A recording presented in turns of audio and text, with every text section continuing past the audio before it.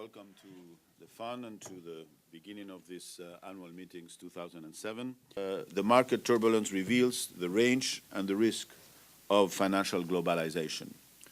Those at risk are clearly not just loan originators in one country, in this case the US, but also banks in other places like Germany or the UK, borrowers in Eastern Europe, and ultimately exporters all over the world in Asia and in Africa.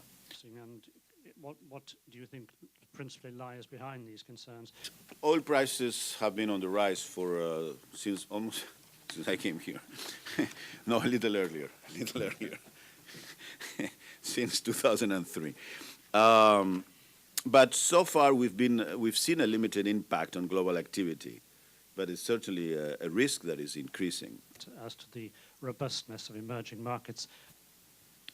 For the fund to remain effective in promoting sound and sustainable global economy, we also have to address issues of our own legitimacy and the quality of our advice. Reform in these cases very often is not a sprint, but it's more like a marathon. And the milestone we have passed during the past year are very important, maybe not as dramatic as Singapore, but very, very important.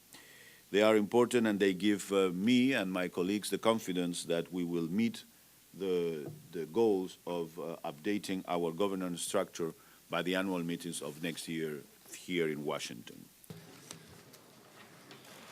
Morning, ladies and gentlemen.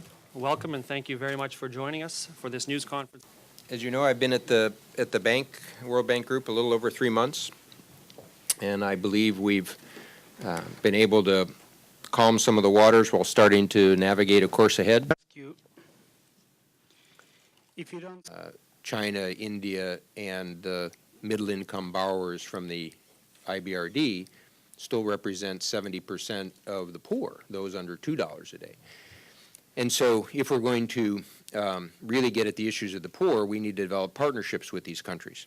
Similarly, if we're going to get at issues like energy and the environment, whether it be from the Brazilian interest in biofuels or the Chinese interest in having low-carbon growth strategies, or President Yudhoyono of Indonesia's effort to try to do this and sponsor the Bali conference, we need to strengthen our partnership. Washington multilateral institutions like